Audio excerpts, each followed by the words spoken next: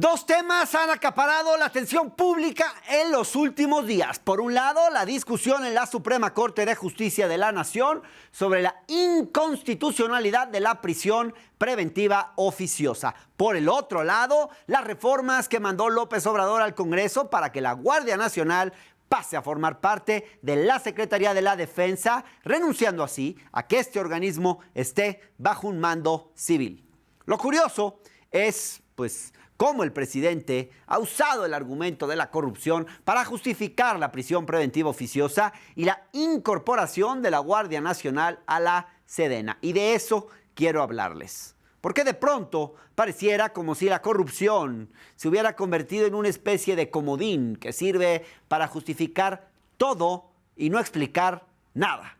Veamos de cerca, punto por punto. Sobre la prisión preventiva oficiosa, así justificó López Obrador su llamado a que la Suprema Corte de Justicia de la Nación no la declare inconstitucional. La academia, las teorías más avanzadas de políticas públicas nos orientan a que se modernice el sistema judicial, garantizando más libertades. Pues sí, siempre y cuando tengamos verdaderos, auténticos jueces, incorruptibles. Si no, pues es el cuento de nunca acabar, es mantener la impunidad.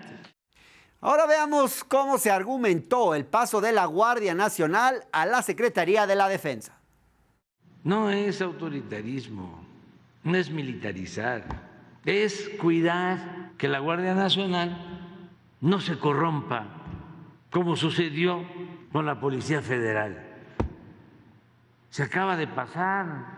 ¿Por qué no cuidar a una institución para que con la vigilancia de la Secretaría de la Defensa se mantenga la disciplina, se mantenga el orden, la honestidad? ¿Lo ven ustedes? Tanto para justificar la prisión preventiva oficiosa como para defender el paso de la Guardia Nacional a la Sedena, se ha puesto como argumento principal la corrupción. Pareciera de pronto que esa palabra se ha convertido en una suerte de comodín. Y sí, ciertamente es importante que este gobierno combata la corrupción, pero ¿es válido utilizarla como argumento para todo? Para el asunto de la prisión preventiva oficiosa se dice que es útil porque los jueces son corruptos y dejan escapar a los criminales. Esto puede ser parcialmente cierto en algunos casos, pero no se elimina con la prisión preventiva oficiosa, que mete en automático a la cárcel a personas acusadas de cometer ciertos delitos sin sentencia. La corrupción en el Poder Judicial se combate con una reforma de gran calado que limpie el sistema de justicia.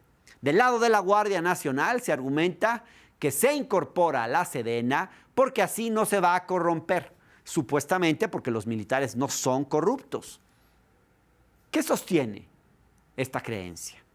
Ciertamente, hay encuestas de percepción que muestran que ante la ciudadanía tienen mayor confianza los militares y marinos que otras instituciones, como lo muestra la encuesta nacional de seguridad pública del INEGI. Pero una cosa es la percepción ciudadana y otra lo que pasa en la realidad. Porque hay indicios de que también puede haber corrupción en las Fuerzas Armadas, aunque es más complicado demostrarlo por la secrecía con la que mantienen su información. Un ejemplo de esto son las contrataciones públicas que hace la Sedena con la compra de insumos a sobreprecio, irregularidades en licitaciones y demás. ¿O qué decir de lo que se publicó en el informe de la Comisión de la Verdad sobre el caso Ayotzinapa? Un coronel tuvo en su poder a 6 estudiantes de la Normal Rural y ordenó su desaparición. Esto también es una forma de corrupción, porque muestra cómo el ejército estuvo coludido con el crimen organizado. El problema y la razón por la que es tan peligroso que haya militares en tareas de seguridad pública es porque no tienen capacitación en respeto a los derechos humanos, no responden a la justicia civil y operan con una gran opacidad. Es cierto, hay zonas del país en las que difícilmente se podría prescindir hoy de las Fuerzas Armadas. Es cierto, su presencia en este momento es muy difícil de evitar, nos guste o no nos guste, porque no tenemos una policía profesional en el país que pueda sustituirla. Es cierto, no podríamos de un día para otro hacer a un lado a los militares de las tareas de seguridad, porque, pues, ¿quién se encargaría de ellas? Pero, tampoco nos hagamos falsas ilusiones. Eso ni puede ser la única solución a los problemas de inseguridad pública en el país, ni tampoco es una solución al problema de la corrupción. Pensar que las fuerzas de seguridad no se van a corromper solo por estar a cargo del ejército es hacerse falsas ilusiones. De igual forma, es equivocado el razonamiento de apoyar la prisión preventiva oficiosa para combatir la corrupción en el Poder Judicial. Al final, los que más terminan pagando los costos de la prisión preventiva oficiosa son los más pobres, no los poderosos, que siempre contarán con recursos para contratar buenos abogados o, si no es que también, para comprar a los jueces y así evadir la ley. Si realmente se quisiera terminar con la corrupción en el Poder Judicial, se necesitaría una reforma al Poder Judicial que, por desgracia, no ha sido prioridad para este gobierno.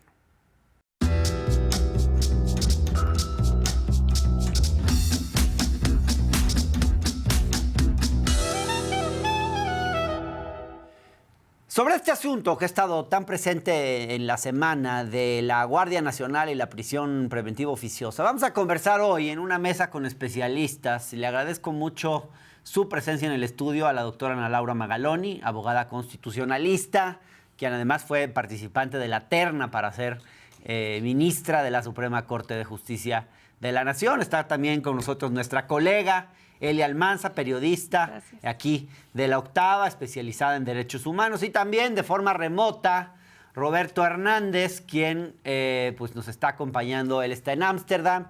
Roberto es abogado, director de los documentales Presunto Culpable y Duda Razonable, que si no los han visto, véanlos ya porque son buenísimos. Roberto, ¿cómo estás? ¿Qué tal? Muy bien. ¿Cómo están ustedes? Bien, pues fíjense que a mí me ha llamado mucho la atención cómo el discurso presidencial ha agarrado el tema de la corrupción casi como un pretexto para todo. Y ahora el argumento insistente ha sido: necesitamos la presencia de los militares en tareas de seguridad pública, al frente de la Guardia Nacional, porque ellos no se van a corromper y los policías son corrompibles, ¿no? Y lo mismo, o corruptibles. Y lo mismo parece ser que ha sido el argumento en el tema de la prisión preventiva oficiosa, como que es que los jueces son corruptos, es que si no, no vamos a poder combatir el crimen organizado, la inseguridad pública, etcétera. Y a mí me llama la atención que de pronto la corrupción aparezca como el argumento para todo. Pero empecemos por el tema de la Guardia Nacional. ¿Hay alguna evidencia de que los militares sean menos corruptos? No. Como para confiarles nuestro destino así. No, además, hay una cuestión de principios. Ajá. Y hay una cuestión práctica. Y creo que estamos dando los dos debates como si fueran el mismo debate.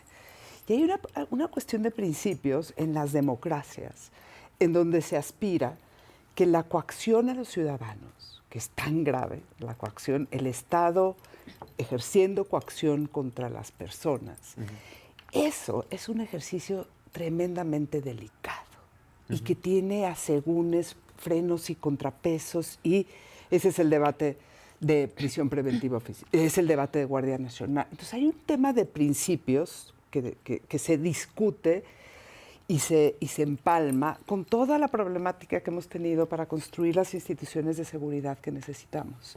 Claro. Y esas dos cosas, ojalá las pudiéramos debatir con cuidado, porque yo creo que no podemos obviarlas y vale la pena cuidar muy bien el tema de dónde se colocan la coacción en un país democrático, en un país que aspira a no ser una dictadura, una represión, etc. Roberto, ¿hay alguna evidencia de que los militares sean menos corruptos que los civiles? Quiere decirte, o sea, concuerdo con Ana de que esto hay que discutirlo con cuidado. O sea, sí hay argumentos de que, por ejemplo, te puedo comentar, la policía de Escobedo en Nuevo León es una de las mejores policías municipales de México y al frente está un militar, ¿no? Está una persona de origen militar, el general Hermelindo Lara, y se trajo a la institución una gran cantidad de personal que tiene esta formación. Pero en realidad reconocieron al cabo de 10 años de intentarlo que necesitaban formación policial, que no tenían la formación necesaria como militares para hacer labores de policía preventiva. Acabaron siendo todos entrenados en España. O sea, lo que sin duda aportó es un estilo organizacional que proviene del ejército, que hace que sean una institución, pues por lo menos no caótica como lo es la policía. Y me parece que por ahí puede venir este deseo, esta añoranza de que el ejército se aparezca a ayudarnos con tareas de seguridad pública, pero simplemente por el efecto de que la policía en México es caótica, está capturada por el crimen organizado. En lugar de ser auténticamente policías, son grupos armados con uniforme azul que se dedican a recolectar rentas ilegales. Y entonces, pues, frente a eso, pues el ejército por lo menos puede dar una apariencia de eficacia, ¿no? Ahora, y sin duda la ciudadanía le tiene más confianza al Ejército y a la Marina que a otras instituciones, y eso nos lo dicen los datos, ¿no? Está, por ejemplo, la encuesta nacional de seguridad pública de INEGI, que muestra que el 86.6% de la población confía en la Marina, el 83% en el Ejército, mientras que en la Policía Estatal solo confían el 50% y en la municipal el 35%, en las policías municipales. Entonces, ¿algo hay de cierto en que son menos corruptas las Fuerzas Armadas que los policías comunes? Creo, Hernán, sobre estos últimos datos, por ejemplo, que comentas, hay que ponerlas también en contexto, ¿no? Y hay que tomar en consideración que en los estados, ¿no?, la violencia efectivamente está desbordada, y ante la inoperancia de las policías estatales y de las fuerzas civiles, evidentemente, pues no puedes dejarlo a la deriva y tienen que entrar en este caso las fuerzas federales. Sobre el punto que decías de si son menos corruptas o no, no hay evidencia, efectivamente, pero de lo que sí hay evidencia y sí hay datos y sí hay estudios es del uso y el abuso de la fuerza por parte de los elementos militares. De eso se han señalado y se han pronunciado organizaciones de la sociedad civil, las propias víctimas, quienes han pedido y han denunciado que se retroceda en la militarización y que se cumpla con lo que en su momento se prometió, que era regresar a los cuarteles. El gobierno actual dice que no puede hacerlo en este momento, ¿no?, y que al llegar al poder, lo dijo recientemente el presidente Andrés Manuel López Obrador, se da cuenta de que el tamaño del problema es tan grande que no puede retirar las Fuerzas Armadas. Eso es verdad. Y lo que también es verdad es que no se ha fortalecido desde la llegada de esta administración estos cuerpos de fuerza y de protección civil, como son las policías en los estados. No vemos una estrategia de ello para combatir esto o para cotejar con esto que comentaba sobre, pues, la gente y la población en los estados pues confían más en los militares. ¿Qué tanto confían o no? Es que no tienen otra alternativa de seguridad y es por eso que están las fuerzas y se avala el uso de las Fuerzas Armadas en las calles. De eso, ¿qué tan conveniente es o no? De eso sí hay evidencia que no es conveniente, porque el abuso, los operativos, las detenciones, se hace uso excesivo de esta fuerza y las consecuencias las vemos en lo local y en los casos más emblemáticos de violaciones a derechos humanos de nuestro país, Ayotzinapa, Tlatlaya, por mencionar algunos, y eso también se tiene que cotejar y tomar en consideración. Ahora, ¿qué tanto más allá de una postura de principios que cada uno de nosotros podamos tener, y que me imagino que a ninguno de nosotros nos gusta la presencia de las Fuerzas Armadas en tareas de seguridad, preferiríamos que no fuera así, pero qué tan viable sería mañana retirar a las Fuerzas Armadas de cualquier actividad de seguridad pública? Porque un poco hay un sector que lo está planteando en esos términos, ¿no? Como con una postura muy principista, pero quizás poco realista.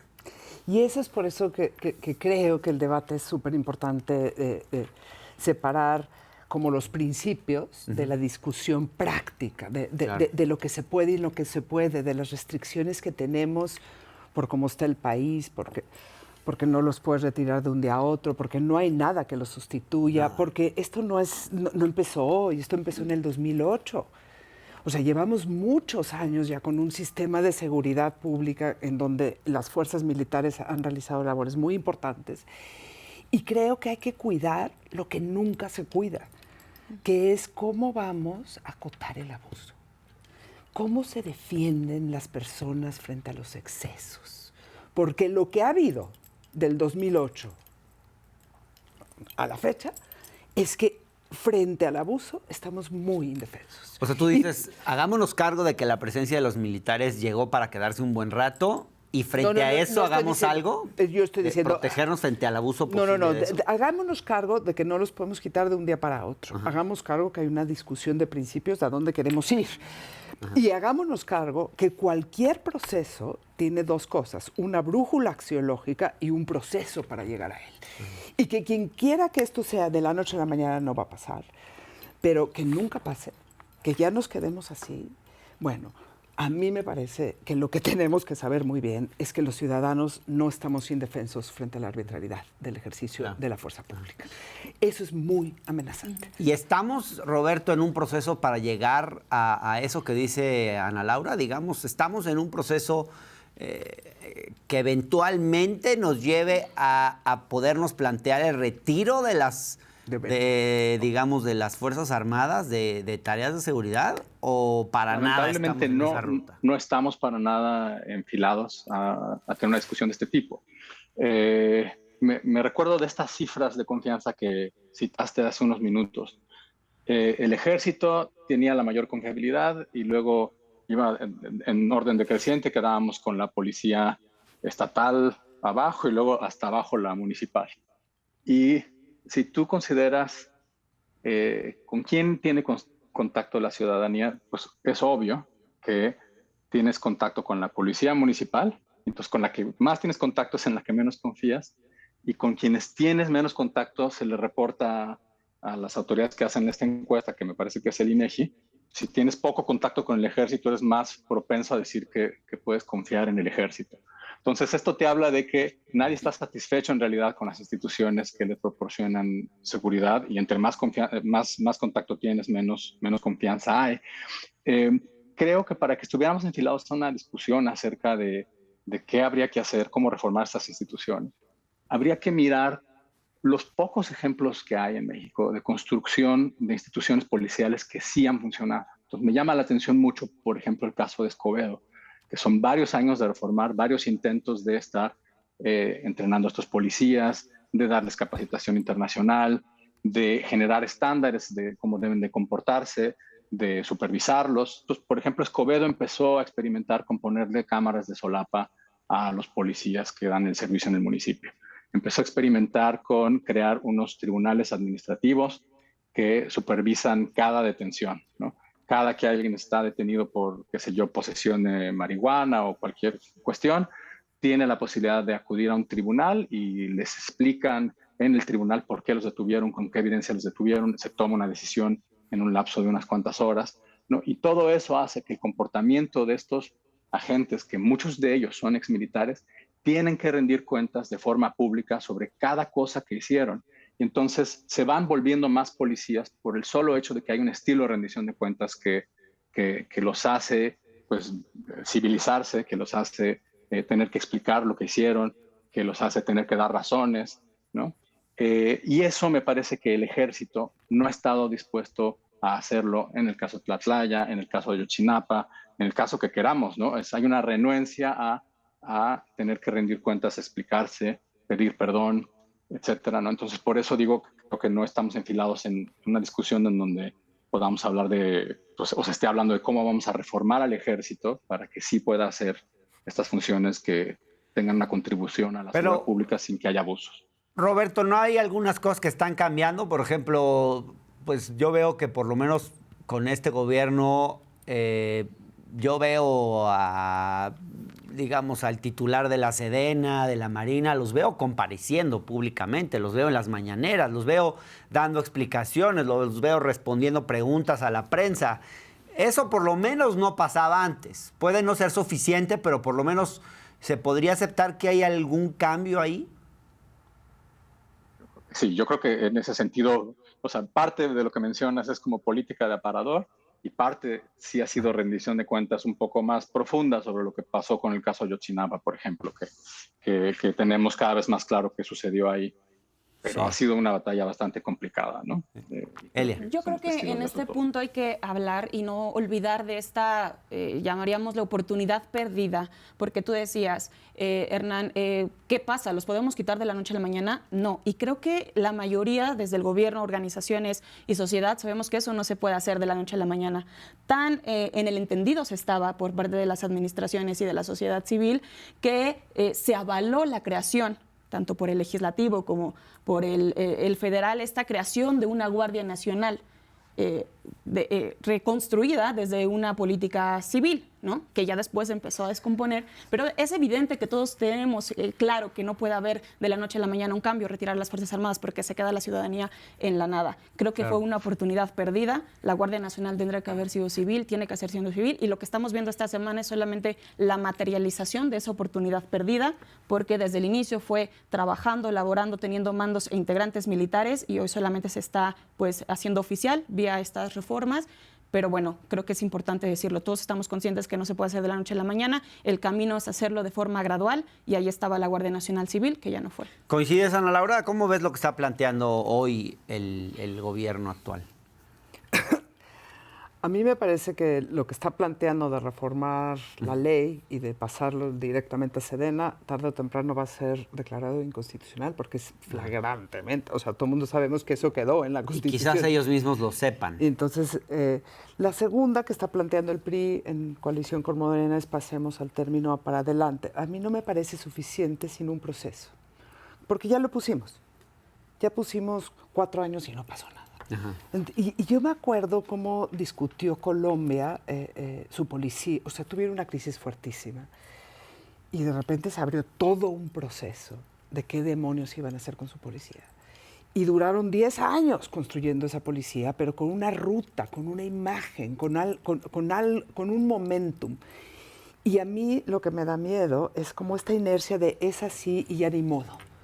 Yo no creo que ya ni modo, lo que está diciendo Roberto y lo que está diciendo él es súper importante. O sea, no es la institución idónea para proteger a los ciudadanos por la falta de rendición de cuentas, porque es súper vertical, porque parte del ejército es la última línea de batalla. Después del ejército, ¿qué es?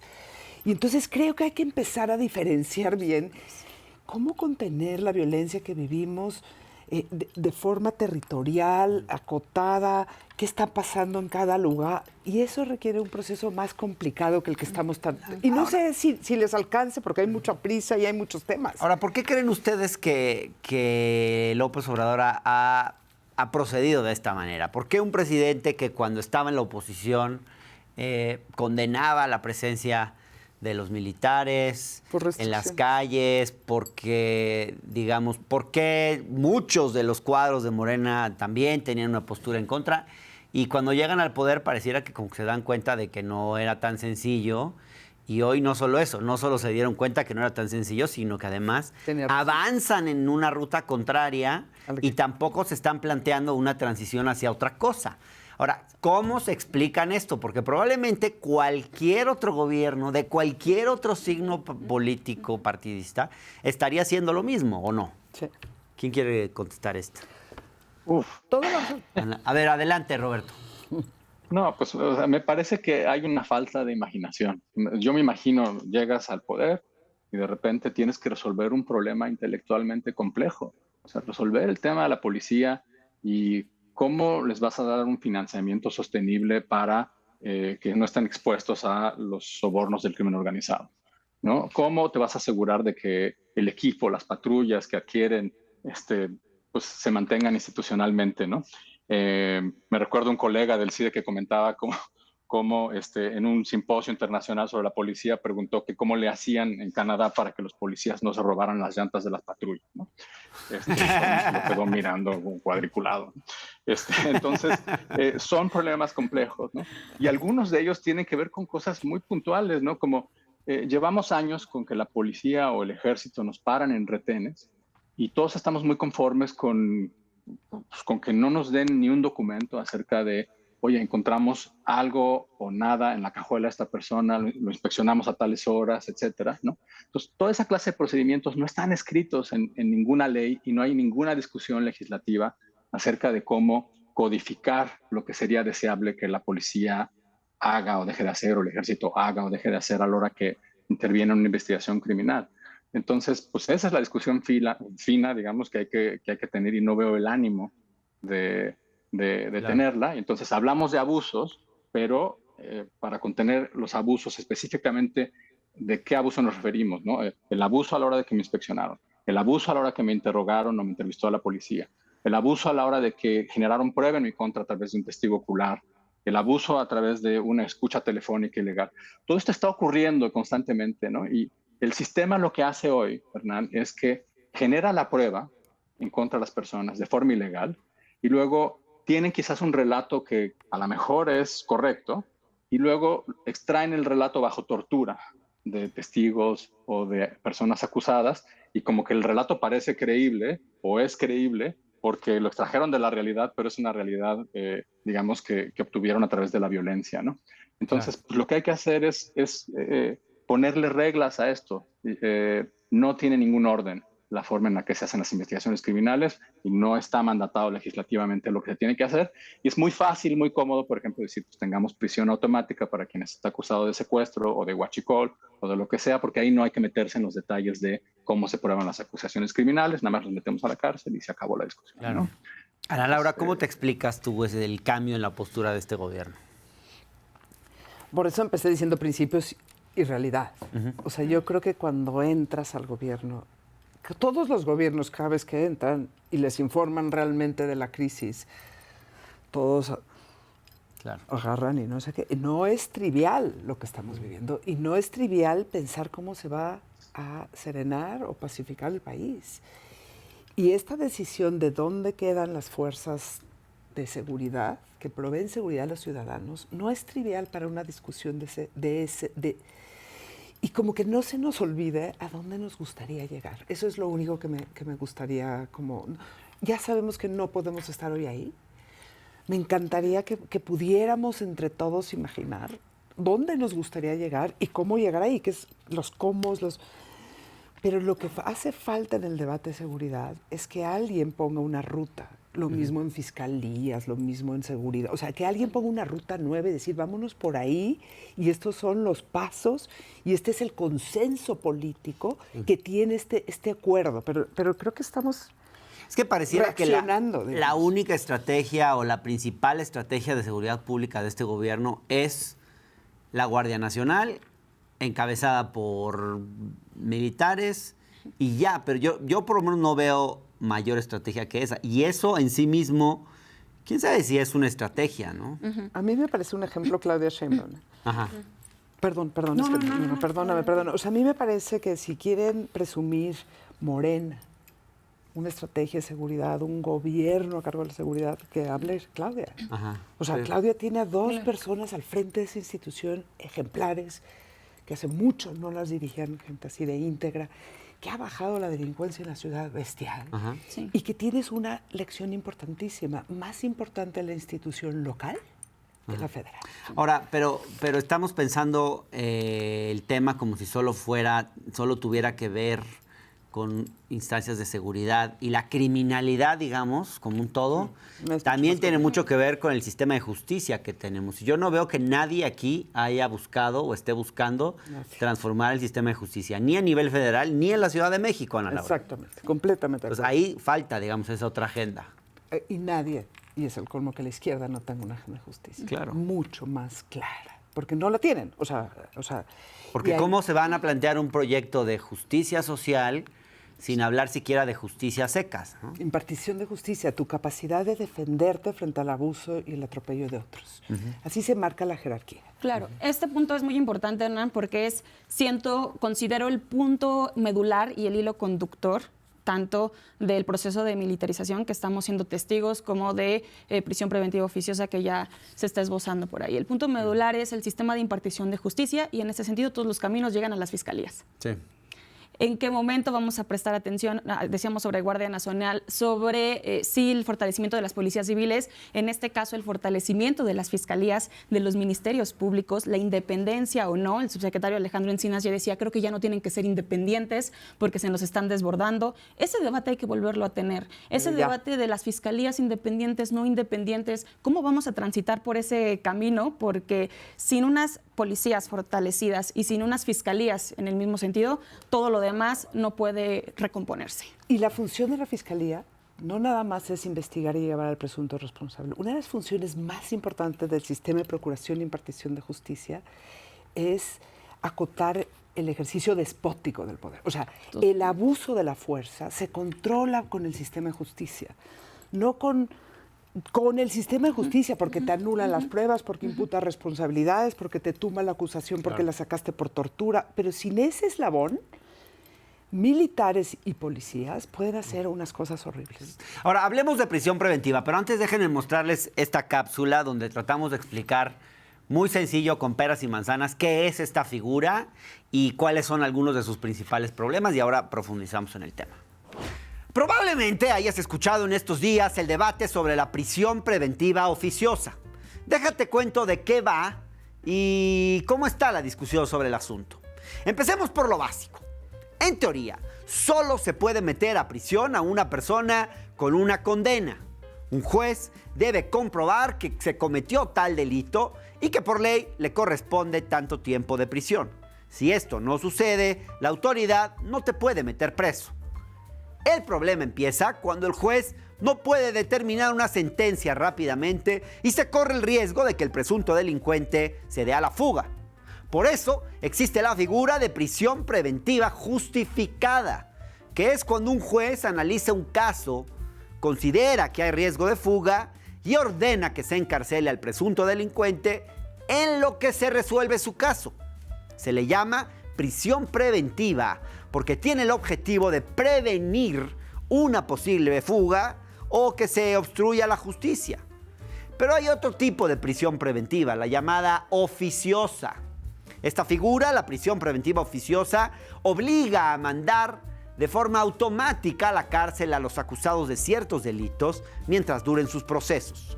En 2019, en el primer año de López Obrador, mediante una reforma de ley, se amplió a 16 la lista de delitos que ameritan prisión preventiva oficiosa, como lo son homicidio doloso, violencia sexual a menores, delincuencia organizada, robo a casa-habitación, secuestro, uso de programas sociales con fines electorales, etc.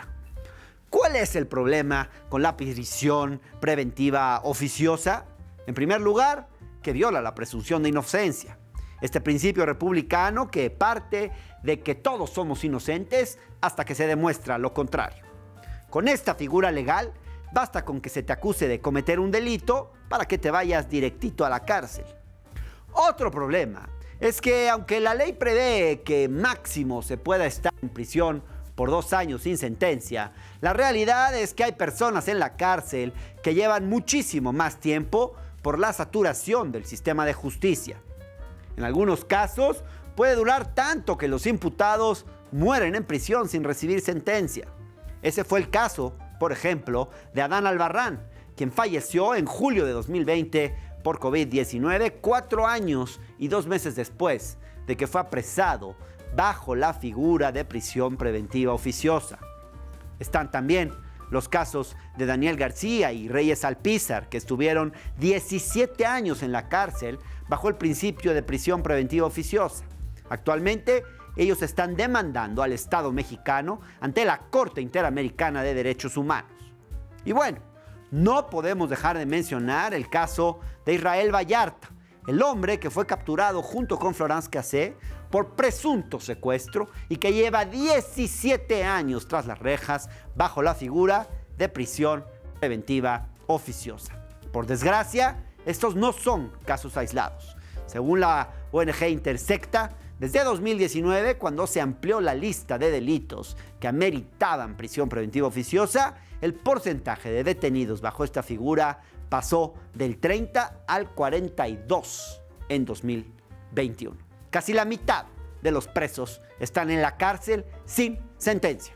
Al final, como han señalado varios analistas, la prisión preventiva oficiosa afecta principalmente a los sectores más desprotegidos que son encarcelados sin comprobar que son culpables. Bueno, hablemos de este tema de la prisión preventiva oficiosa. Según datos de una ONG llamada Intersecta, cerca del 42% de las personas en las cárceles de México están sin sentencia. Estamos hablando de pues poco menos de la mitad de los presos que pues no se sabe si son culpables o inocentes. Digamos, 4 de cada 10 personas que están en prisión están bajo esta figura de prisión preventiva. Yo me pregunto, a ver, ¿es fácil decir vamos a suprimir completamente la prisión preventiva oficiosa para todos los casos como algunos quisieran? ¿O la discusión necesita ser mucho más matizada? Porque claro, uno podría tener igual que podría tener como que aventurarse a decir hay que sacar a los militares de las calles, también podría decir hay que acabar con esta figura de prisión preventiva que genera tantas injusticias, que hace que las cárceles estén llenas de pobres, de gente inocente, pero en ciertos casos parece ser que sí es necesaria. ¿La oficiosa? La prisión preventiva, ¿no? La oficiosa no, yo no creo que sea necesaria. No es necesaria. Solo la justificada. O sea, en todo el mundo es así.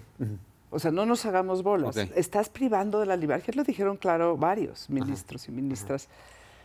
Es un acto de control judicial el que te manden a la cárcel. Sea como medida cautelar o de forma justificada. Pero no lo toma un solo poder. Hay un freno y contrapeso entre el judicial y la parte acusadora que requiere un sistema de razonabilidad y de individualidad, porque no se confunde la prisión preventiva con la gravedad del delito. Y no tiene nada que ver.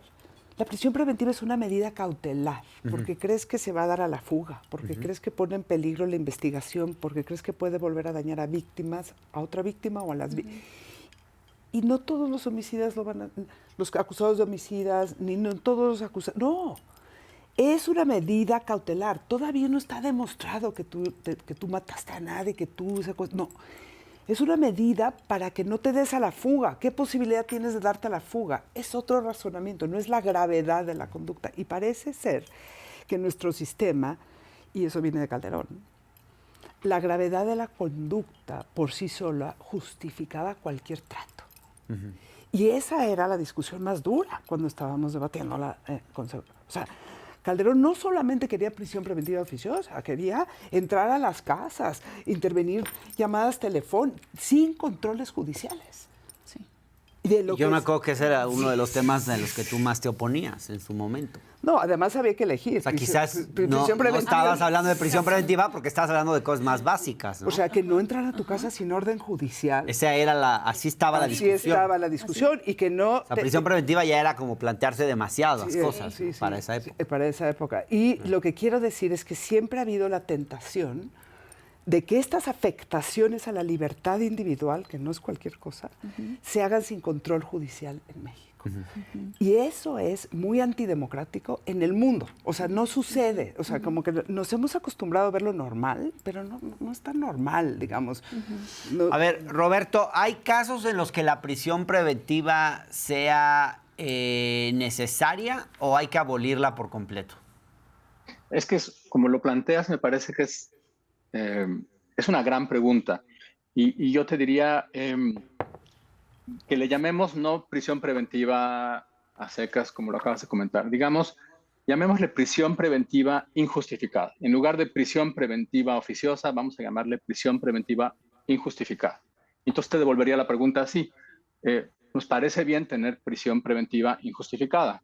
En algunos, cuando alguien está acusado de un delito que nos asusta, cómo suena el delito, estaremos contentos todos con que no haya que formular una justificación para que se nos encarcele.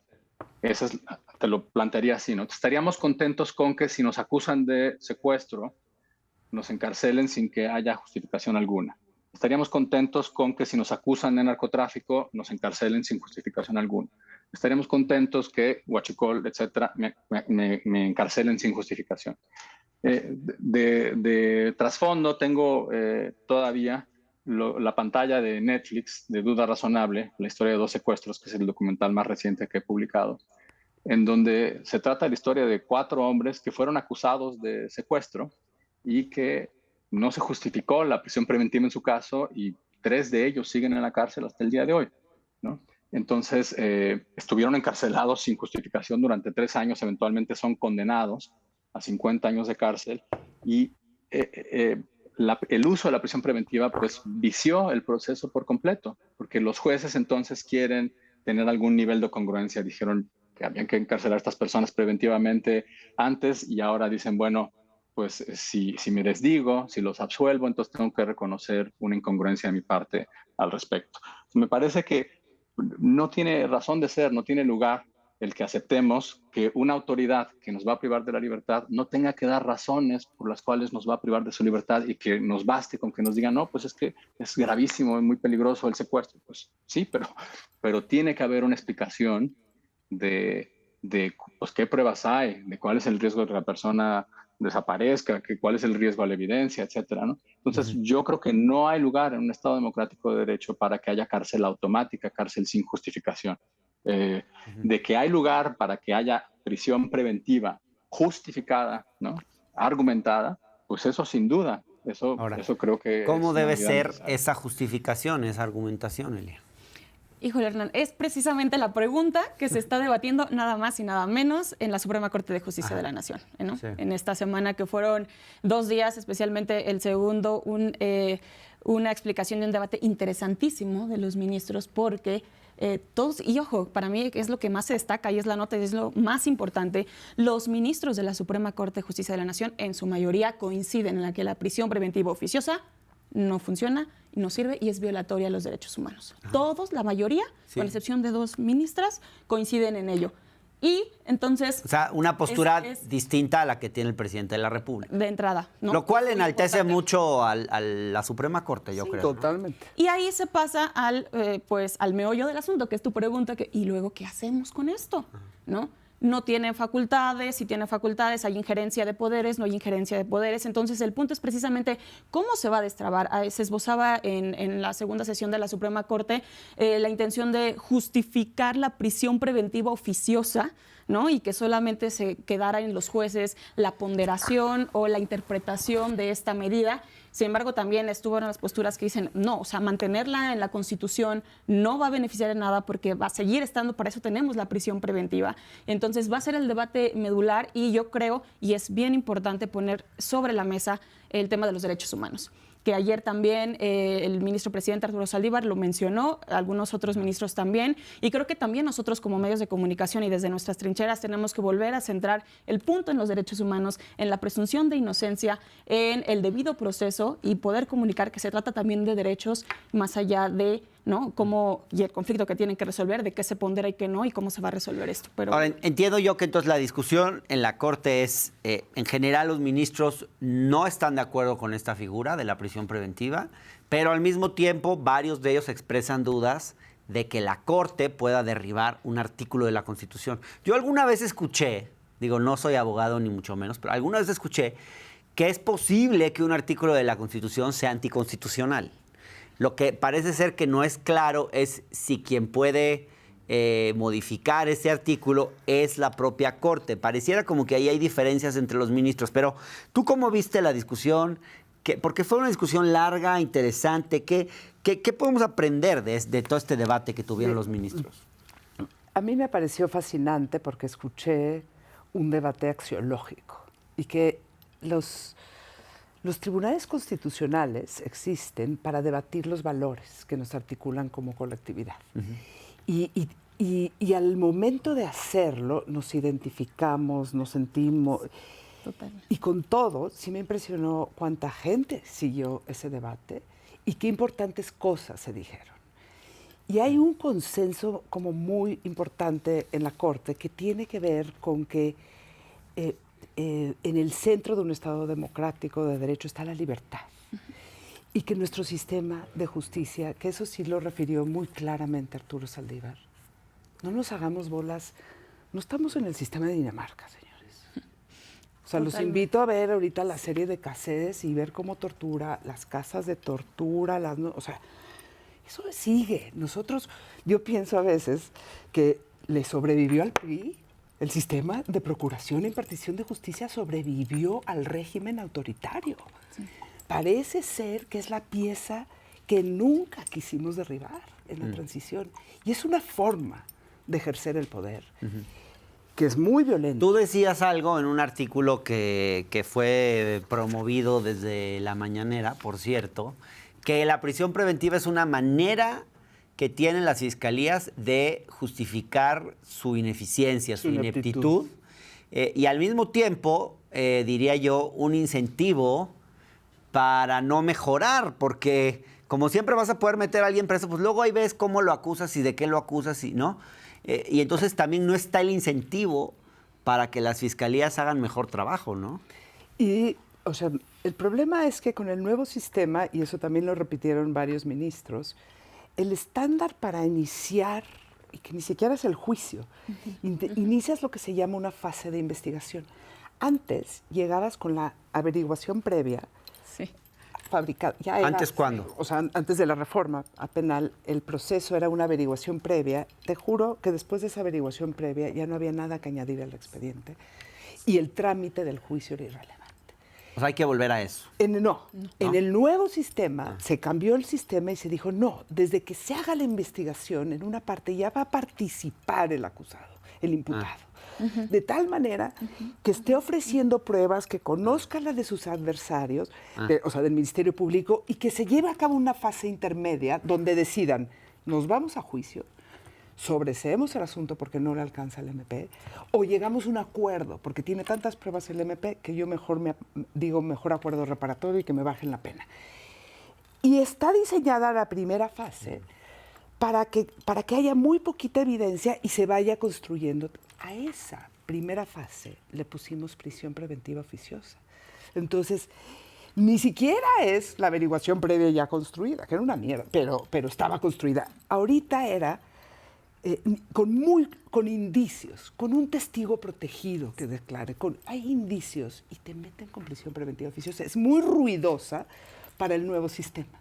Es muy amenazante para el nuevo sistema y eso lo dijeron varios ministros ayer. O sea, y eso es lo que estamos tratando de balancear. ¿Cómo tiene que ser?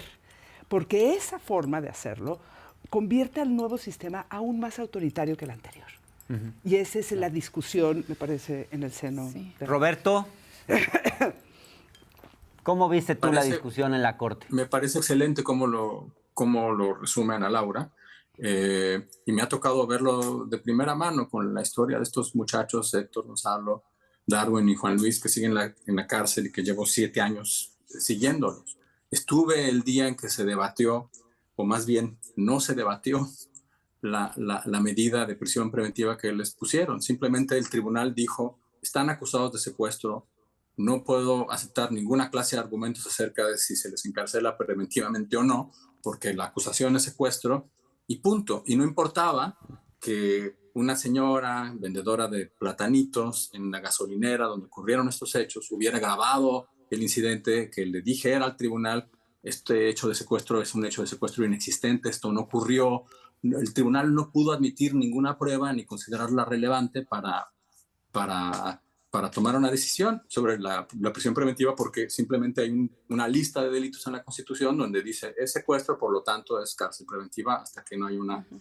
Y eso ya lo cambió de interpretación. ¿No? Claro. Sí. Y sobre esto último y a propósito de los casos, Roberto, de duda razonable que comenta, otro tema a tratar es de quiénes están, ¿no?, bajo esta figura de prisión preventiva oficiosa, y de eso también hay datos, también hay muestra, y de que se trata de las personas que son más pobres, de bajos recursos, que no tienen acceso a una buena defensa y que son finalmente a quienes, y ayer Arturo Saldívar también, el ministro presidente lo comentaba, son a quienes condenamos al oscuro de las cárceles mexicanas, que finalmente pues son quienes se llevan la peor parte, ¿no? No son tanto estas personas ricas o de cuello blanco que también el presidente maneja mucho, ¿no? Entonces, pues apoyar a los más pobres, apoyar a la gente más desprotegida, también hay que tomarlo. Ahora, vuelvo a mi pregunta del principio. Al igual que en el caso de la Guardia Nacional, donde el presidente dice que su incorporación a la Sedena ayudará a evitar que la institución se corrompa, También en este caso de la prisión preventiva, el presidente ha argumentado que hay que mantener esta figura,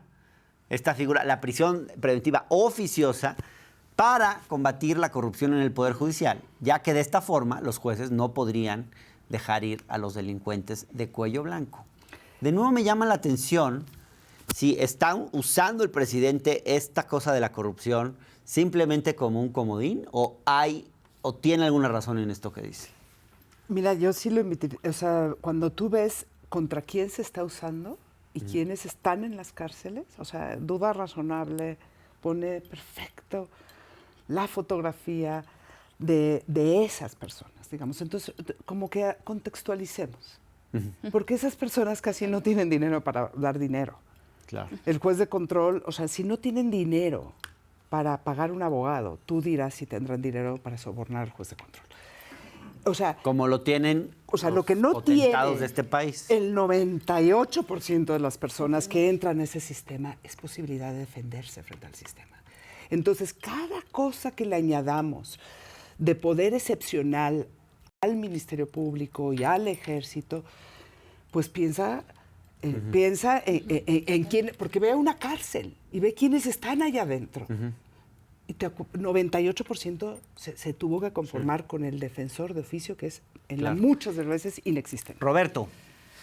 Sí, mire, yo creo que hay que pensar, cuando se habla de corrupción en el Poder Judicial, creo que antes que eso habría que hablar de la situación de vulnerabilidad en la que está el Poder Judicial, y sobre todo me refiero a los jueces penales estatales, a los jueces penales locales, a los jueces penales de la Ciudad de México o de Tabasco.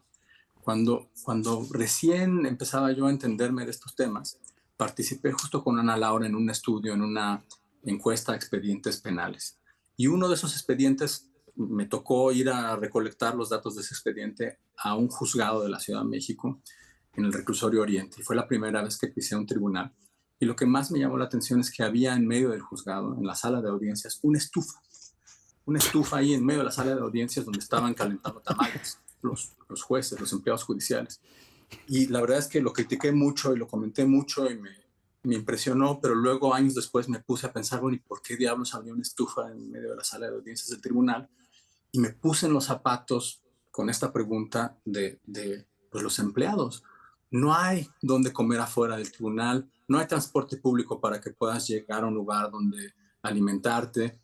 Tendrías que salirte y pasar una serie de cercos de seguridad y estar en una situación de vulnerabilidad, donde además los juzgados están a un lado de los centros penitenciarios, ¿no? Y entonces la vulnerabilidad del personal judicial, estatal sobre todo, es muy notoria. Y ahora que filmé Duda Razonable, me quedó todavía mucho más claro. El juzgado donde se litigó este asunto está en medio del Pasto, en Macuspana. Entonces, pues no hay protección para ellos, ¿no? Y me parece que en estas condiciones son muy vulnerables a acosos, a sobornos, quizá incluso, ¿no? Sí.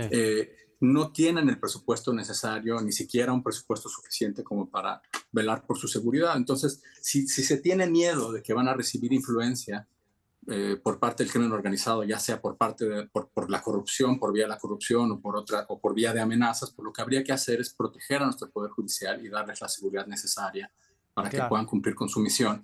Sobre todo al local. De estas alternativas, ¿no? Claro, sin duda. Elia. Sí, coincido totalmente. Es no querer ver el origen del problema, ¿no? Y creer que proteger o defender la prisión preventiva oficiosa va a eliminar por completo, por ahí veía un meme en redes sociales, México sin prisión preventiva oficiosa como la utopía, ¿no? En realidad, o con prisión preventiva oficiosa la utopía, en realidad es no querer ver el problema, y en este sentido de que el Poder Judicial es susceptible a corromperse, creo que es no querer ver todo este problema estructural del que ya hemos estado hablando, desde las fiscalías fortalecidas, desde cómo llegan a los jueces estos expedientes de investigación, cómo ellos tienen los elementos para deliberarse, y por otra vía, lo que bien explica Roberto, ¿no? En qué condiciones se está trabajando. Claro. Entonces, el problema es más de fondo que solamente la prisión preventiva oficiosa, claro, por sí sola, ¿no? Es entrarle al problema, como lo veíamos con Guardia Nacional, es quererle entrar al fortalecimiento de las policías civiles, en este caso entrarle al fortalecimiento de las fiscalías y revisar qué está pasando ahí para poco a poco pues ir avanzando. Denme una breve conclusión donde engloben los dos temas que acabamos de discutir y que están hoy en la discusión pública, el de la Guardia Nacional y el de la prisión preventiva oficiosa. Roberto, por favor. Yo creo que hay que invertir en nuestras policías, hay que reconocer la labor, la contribución posible que tiene el ejército, la disciplina militar a la seguridad pública, pero que eso implicaría sentarnos a revisar cuáles son los esfuerzos de reforma policial que han funcionado y tratar de aprender de ellos y tratar de amplificarlos y expanderlos. Y en cuanto a la prisión preventiva, me parece muy interesante el debate que está ocurriendo en la Corte.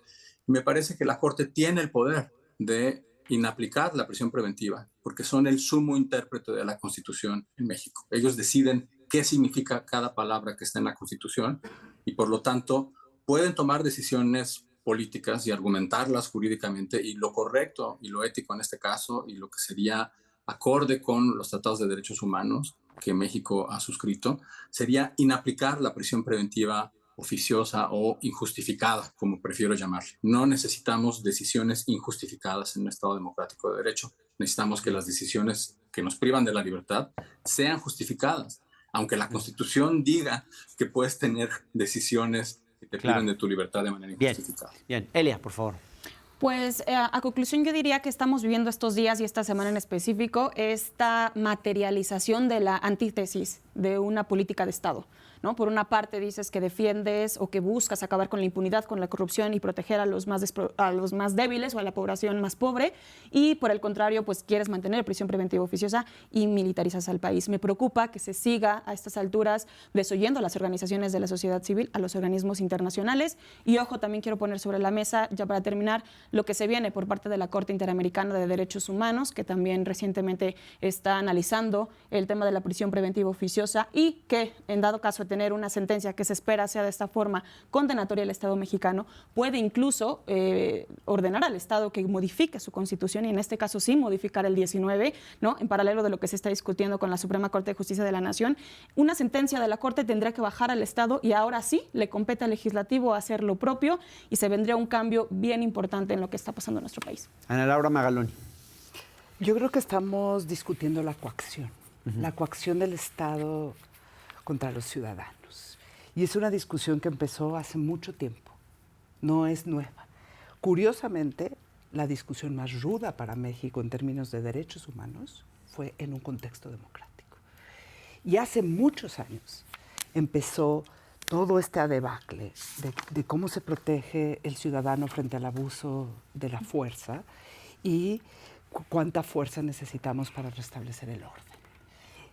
Y, perdóname, estas segundas preguntas son absolutamente la agenda de justicia.